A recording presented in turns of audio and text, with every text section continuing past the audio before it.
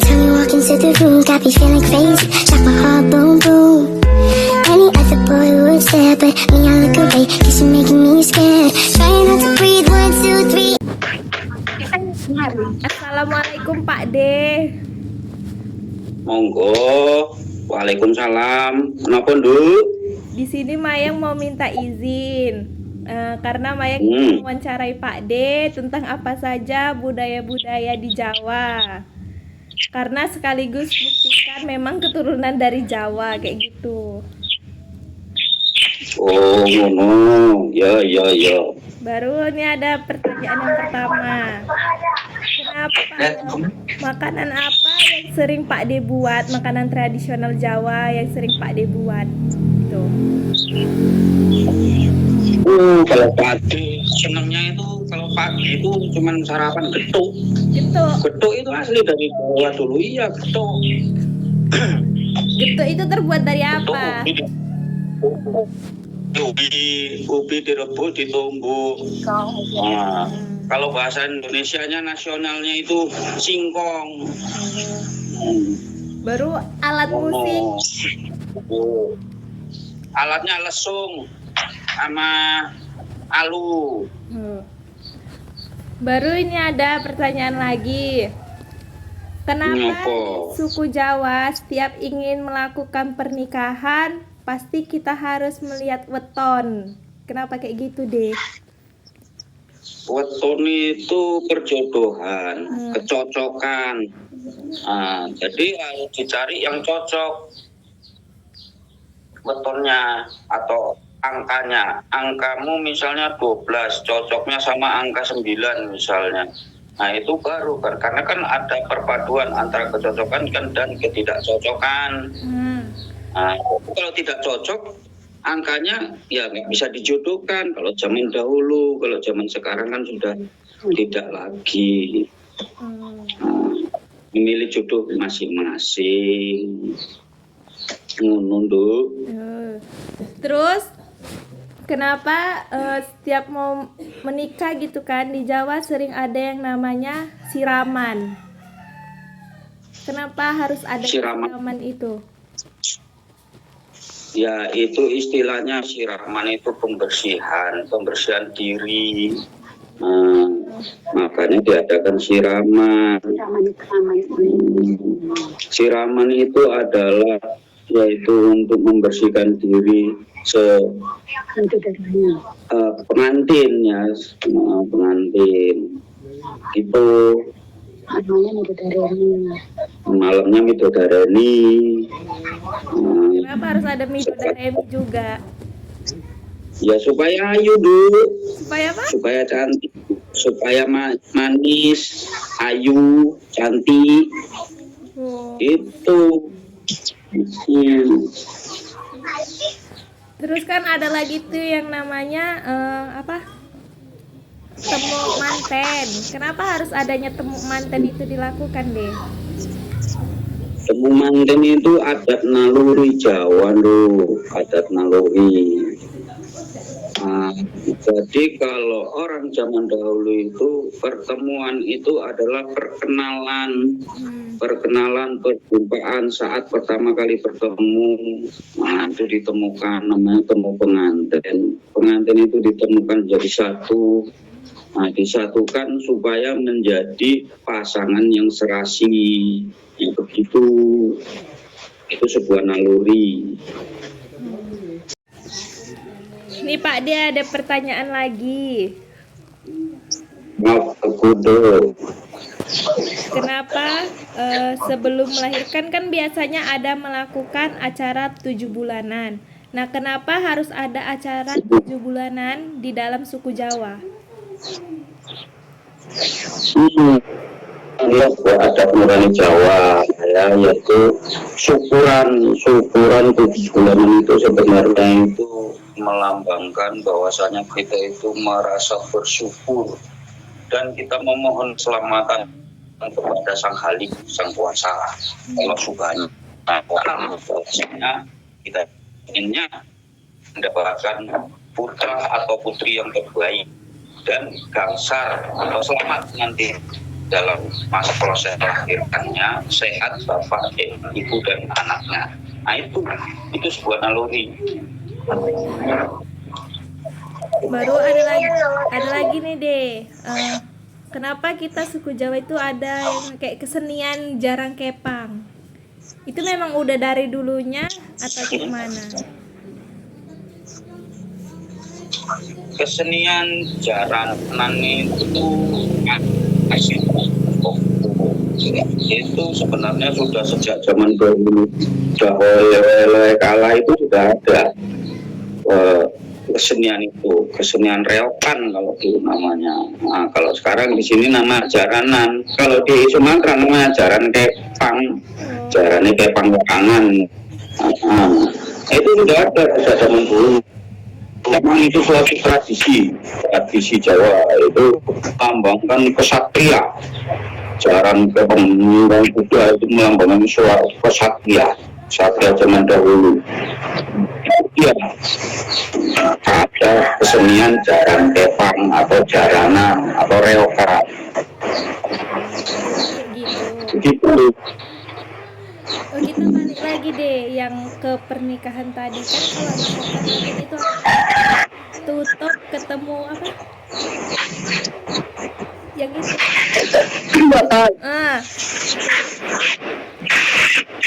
Apa harus? Apa?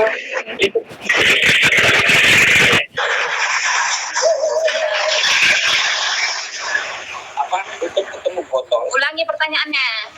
Kenapa itu yang kalau mau nemukan itu yang kendi ya, yang tutup ketemu apa? Itu loh. Tutup botol. Ketemu botol itu sebetulnya sebuah istilah dalam penjabarannya itu tutup ketemu botol itu pasangan yang serasi, yaitu tutup ketemu botol itu udah pas matuk, nah jadi situ gitu. Itu namanya tutup ketemu botol, pasangan yang serasi. Kan itu sering ada di temukan Pertama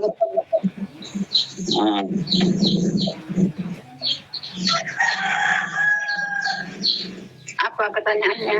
Baru pertanyaan lagi nih, kenapa setiap mau bulan Ramadan pasti ada yang namanya kayak buat sesajen ya? Kayak gitu deh.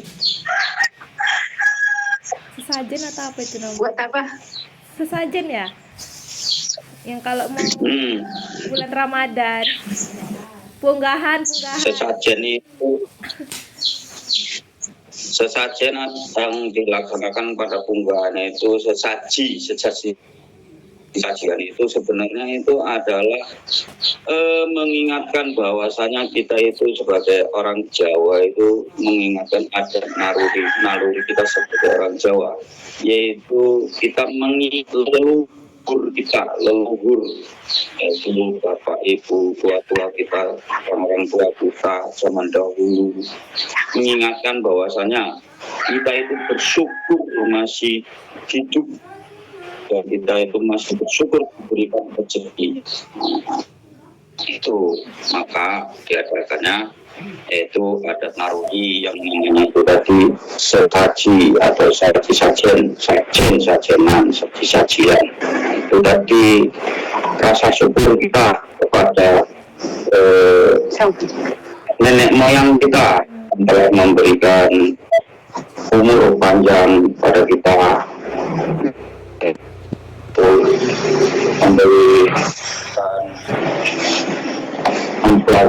mengajarkan kita bahwasanya kita itu dapat mencari rezeki.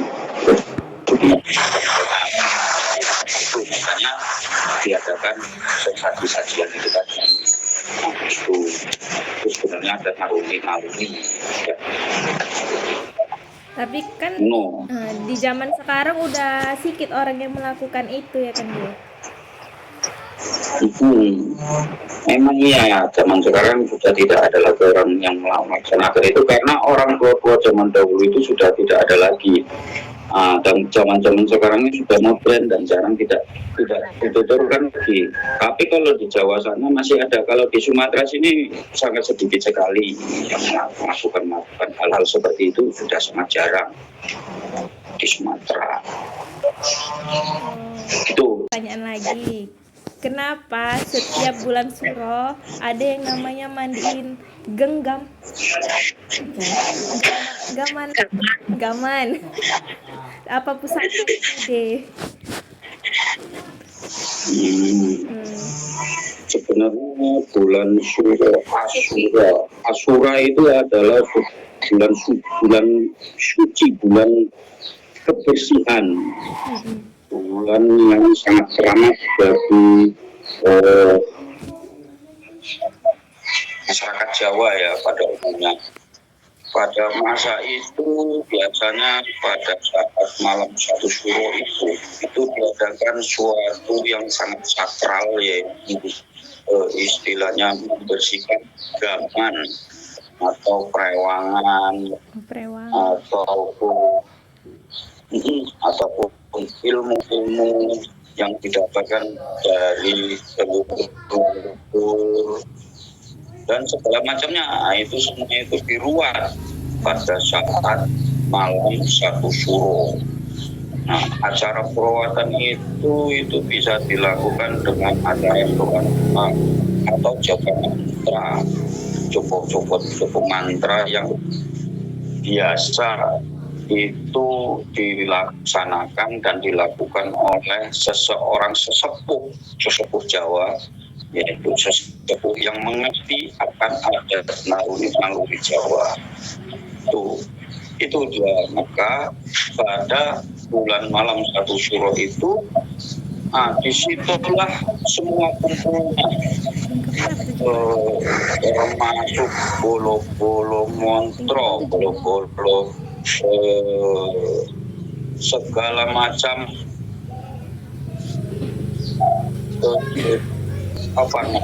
segala macam yang dinamakan itu seperti hantu, jin, setan, itu semua itu menjadi satu gitu. Nah, makanya kita adakan pembersihan diri pada malam 1 Suro untuk memperkuat dan melindungi diri. Itu maka diadakannya malam 1 Suro itu tadi. Begitu dulu.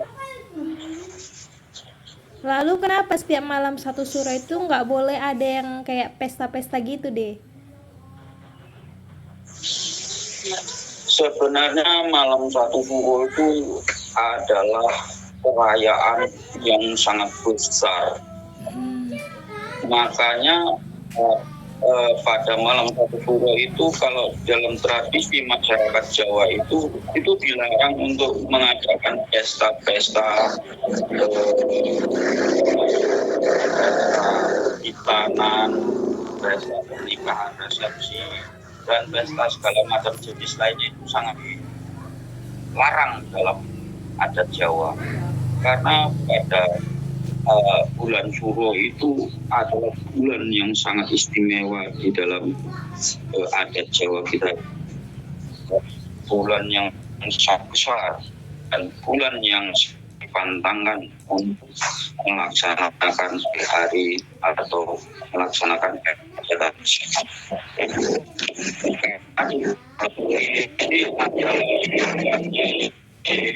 Banyaknya makhluk yang tidak terlihat oleh mata itu semua pada keluar, mau pada bulan 1 Suro ini. Makanya kita dalam masyarakat Jawa ini tidak boleh melaksanakan acara hajatan, hitanan dan segala macamnya pada bulan 1 Suro. Bolo-bolo yang tidak diinginkan itu mengenai kepada diri sendiri. Begitu. Jadi ada lagi pertanyaan, kenapa sebelum kan itu ada yang namanya bubaan? Apa itu bubaan deh? Syarat-syaratnya pun apa aja? Bubaan itu adalah acara yaitu pada saat kita itu pernikahannya. Iya.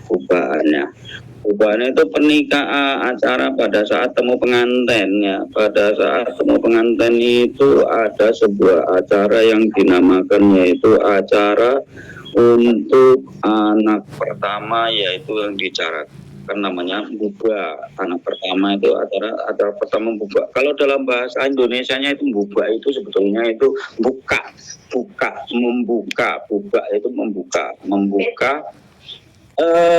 Si orang tua tadi itu adalah membuka jalan pikiran daripada kedua mempelai, ya, membuka jalan pikiran itu supaya jalan pikirannya itu tidak buntet gitu, gampang mencari seluruh rezeki. Nah itu namanya acara buba. Nah, syarat-syaratnya itu kalau dalam acara Jawa itu banyak sebenarnya. Kalau acara buba ini yaitu yang pertama itu ada yang dinamakan pikulan. Pikulan itu maksudnya yang dipikul itu adalah sandang lawan pangan. Sandang lawan pangan itu ya termasuk ada di situ wali, peralatan dapur ya, itu sandang. Dan pangan itu ada jagung, ada padi, ada kelapa, ya sandang pangan. Nah, itu yang dipikul, nanti yang dibawa. Udah gitu ada lagi yang nanti yaitu menyediakan kendi. Menyediakan kendi itu gunanya untuk apa? Kendi itu ada namanya dua, yaitu Gendono Kencono dan Gendono Sari. Gendono Kencono itu maksudnya itu Gendono Kencono itu isinya itu warna-warna begitu, warna-warni. Gendono Kencono itu isinya warna-warni, yaitu ada rasa manis, asin, getir. Itu menandakan bahwasanya nanti pada saat berumah tangga itu pastinya itu ada rasa manis, getir, dan pahit yang dirasakan. Itu makanya pengantin itu harus mengerti dahulu, harus diajari dulu. Dari situ kita mengajarinya. Nah itu Gendono Sari itu isi itu Gendono Kencono, yang ini yang Gendono Sari itu isinya itu sebenarnya rasa sejati. Rasa itu rasa hati. Jadi kita itu membukakan hati, yaitu rasa sejati dirinya kedua mempelai itu agar mampu ingat akan kepada Gusti Allah atau Allah Subhanahu wa Ta'ala. Begitu itu yang harus ada pendidikan. Nah, itu menggambarkan seperti itu. Kalau acara buka itu istilahnya itu mengajarkan kepada kedua mempelai ini untuk dapat hidup mandiri, untuk dapat hidup yang bagus, mantap ya. Itu harus mawas diri, sudah gitu harus taat kepada Sang Khalik atau Sang Kuasa, yaitu Allah Subhanahu wa Ta'ala. Nah, begitu itu yang dinamakan acara bukaan, yaitu untuk mengingatkan, membuka pintu hati, membuka pandangan, membuka seluruh apa yang ada pada aura kedua mempelai atau kedua pengantin. Itu dia yang dinamakan buka. Nah, begitu cara buka itu namanya. Dari membuka itu membuka, intinya membuka. Itu kan untuk mantu pertama, baru Banyak ruatan. kalau mau menantu terakhir itu apa menutup gitu. Kan tadi udah membuka. Itu Terakhir kenapa? kalau ada acara buka pasti ada acara tutup. Misalnya seseorang itu memiliki 3 orang ketika orang anak itu anak pertama misalnya anak pertama itu perempuan, itu acara itu baru ya kan. Nah, kemudian ada lagi anaknya yang kedua laki-laki, atau ada anak yang ketiga laki-laki, anak keempat perempuan lagi, ya, itu yang dinamakan acara tutup. Untuk menutup itu amal itu acara buka dan menutup. Maksudnya itu supaya apa yang telah diberikan orang tua kepada anaknya, apa yang dihajatkan orang tua kepada anaknya itu terlaksana dengan baik, ya. Nah, jadi yang diajarkan oleh orang tua itu mampu dimasukkan ke dalam diri si anak kedua mempelai ini agar tidak bablas anginnya, nah, gitu. Maksudnya masuk telinga kanan, keluar telinga kiri, nah, gitu. Makanya kalau ditutup masuk ke telinga kanan, nah, masuk ke dalam hati, karena ada ditutup, telinga kiri ditutup, nah, itu. Jadi kalau nggak ditutup, masuk telinga kanan, keluar telinga kiri, nah, begitu. Jadi rezekinya itu pun begitu juga. Nah, masuk rezekinya langsung bablas masuk dari depan langsung bablas ke belakang, kalau tidak ditutup pintu belakangnya. Masuk dari pintu depan, dari pintu belakang bablas rezekinya, itu. Maka diadakan acara pembuka dan penutup. Nah, itu yang mengerti acara, yang mengerti adat nurani Jawa. Kalau yang tidak mengerti ya jarang melaksanakan hal-hal seperti ini karena mereka tidak mengerti, nah, gitu. Maka karena tidak mengerti apa yang dinamakan buka, apa yang dinamakan tutup. Sebenarnya itu dua tadi yang butuh diajarkan ke segenap masyarakat, khususnya suku-suku Jawa, ya, suku-suku Jawa harus diberikan pandangan bahwasanya seperti itu.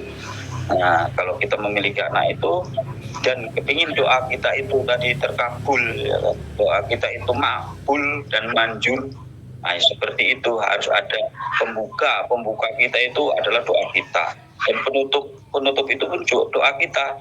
Doa kita itu untuk apa? Untuk menutup bahwasanya anak itu tadi benar-benar menjadi anak yang dapat berbakti, dapat mempunyai rezeki, dan dapat mawas diri, dan dapat langsung kepada Sang Halik. Nah, begitu. Itulah acara buka dan tutup pada acara temu pengantin pada adat Jawa, ya, ada adat Jawa, itu dia. Berarti inti menutup itu biar nggak bablas gitu? Iya, karena kan intinya itu kalau sudah dibuka itu harus ditutup, gitu. Nah, jadi kalau ada rezeki masuk dari pintu belakang maupun keluar dari pintu belakang udah nggak bisa, udah ditutup dia. Nah, jadi rezekinya itu yang ngublek di dalam rumah itu, udah masuk ke dalam rumah, rezekinya ya udah kita gunakan. Tuh, mono. Baru kita kenapa di Jawa itu ada yang namanya ngunduh mantu deh? Ngunduh mantu, sebenarnya acara ngunduh mantu itu adalah acara yang nasional sebenarnya. Ini di mana-mana itu bukan si adat dari Jawa saja sih, ya, yang mengadakan ngunduh mantu itu. Sebenarnya ngunduh mantu itu adalah melaksanakan hajatan. Setelah hajatan, misalnya kalau pada umumnya kalau pengantin laki-laki ini, kalau di Jawa ya kan, dia kan tutur ke perempuan, ke rumah sang mempelai wanita. Mempelai laki-laki ini tutur ke mempelai pria, atau pergi ke rumah mempelai wanita untuk melaksanakan yaitu nikahan. Setelah 1 minggu pasar, yaitu 12 hari, nah itu biasanya pengantin laki-laki ini ingin pulang ke rumah, dan memboyong mempelai wanita ini tadi ke rumah mempelai pria. Nah, pada saat memboyong mempelai wanita ke rumah mempelai pria, disitulah diadakan yang namanya yaitu ngunduh mantu.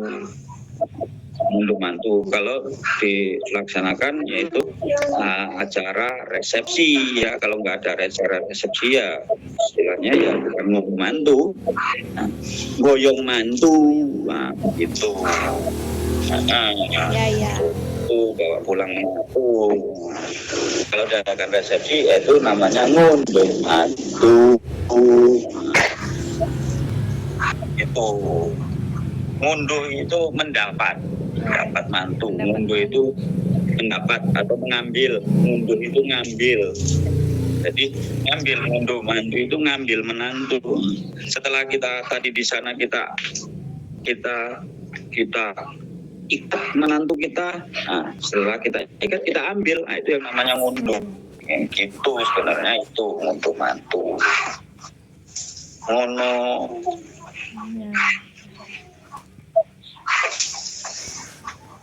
Antang-anteng ya.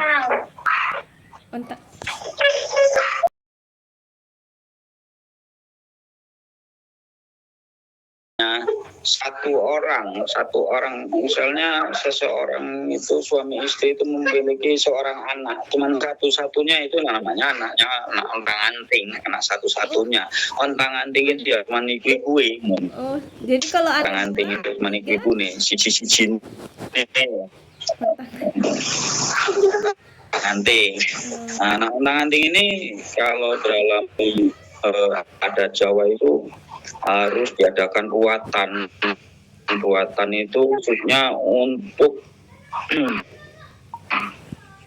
membersihkan diri dan menguatkan batin anak yang cuman tunggal anak satu ini tadi, dikuatkan batinnya supaya dia itu memang jiwanya itu agar menemani menjadi tentram, ayem gitu. Karena dia cuma sendirian, anak satu-satunya, dia tidak ada temannya, tidak ada abangnya, tidak kakaknya, makanya diadakanlah buatan untuk seperti apa yang namanya kalau dalam bahasa Jawa itu apa namanya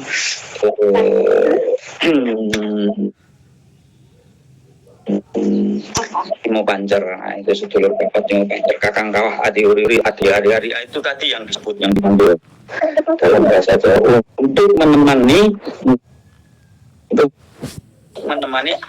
anak yang septik. Anting tadi si warian ada pendampingnya yaitu kakang kawah adi hari-hari tadi. Nah, itu untuk menempatkan supaya kakang kawah tadi hari-harinya itu tidak dolan sendiri mari. Nah, kalau dolan sendiri ke sana kemari, dia ditinggalkan sendirian itu akan linglung bingung karena tidak ada yang menemani. Nah, itu sebenarnya itu yang dinamakan anak ontang-anting. Kenapa kok anak ontang-anting itu harus ada dilaksanakan ruatan, yaitu tadi kalau tidak diruat itu tadi anak ontang-anting ini merasa sunyi, merasa bingung karena dia cuma sendirian satu. Begitu. Oh no. Oh iya.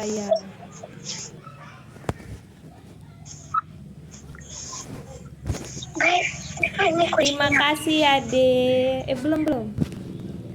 Terima kasih Ade udah mau untuk diwawancarai sama Mayang. Ya. Jadi ya.